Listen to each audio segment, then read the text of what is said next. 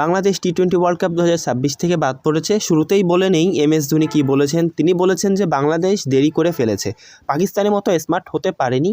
বাংলাদেশ যদি পাকিস্তানের মতো স্মার্টনেস দেখাতে পারতো তাহলে হয়তো আজ বাংলাদেশ বিশ্বকাপ খেলতে পারতো। পাকিস্তান তো টুর্নামেন্ট শুরুর ঠিক 3-4 দিন আগেই বলে দিয়েছে, ভাই আমরা ভারতের সাথে ম্যাচ খেলবো না। আর সবাই জানে তাদের এই স্মার্টনেসটা কতটা চালাক ছিল।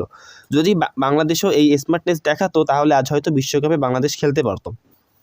কিন্তু বাংলাদেশ যদি এক সপ্তাহ আগেও বলতো, ভাই আমরা ভারতে গিয়ে বিশ্বকাপ খেলবো না, তোমরা নতুন দল দেখো, তাহলে 7 দিনের মধ্যে কি নতুন দল দেখা সম্ভব ছিল? একদমই না।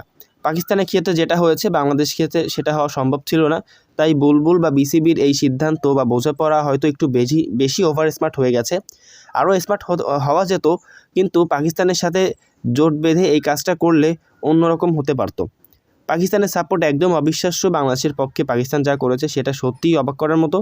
বাংলাদেশের পাশে দাঁড়ানোর মতো একটাই দল ছিল পাকিস্তান, সেটা আপনাকে মানতেই হবে। জয় শাহের কৃতিত্বটা দেখুন।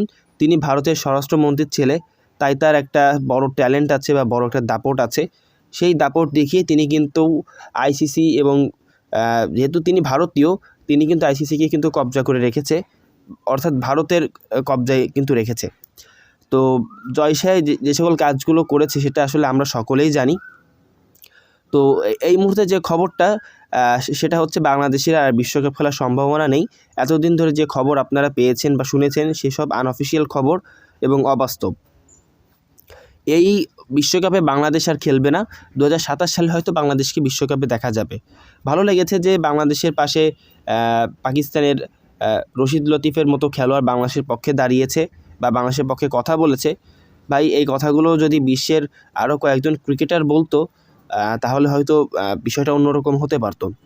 বাংলাদেশ যেহেতু এবারে বিশ্বকাপে অংশ নিচ্ছে না, আর আমাদের ক্রিকেট ভক্তদের খারাপ লাগাটাই স্বাভাবিক, কিন্তু আমরা যা করছি নিজেদের মধ্যে ঝামেলা পাকিয়ে রেখেছি। বিভিন্ন সাংবাদিক কিন্তু বিসিবির সাথে কিন্তু ঝামেলা তৈরি করছে, তাদের নিজের ব্যক্তিগত বিষয় নিয়ে কিন্তু ঝামেলাটা তৈরি করছে।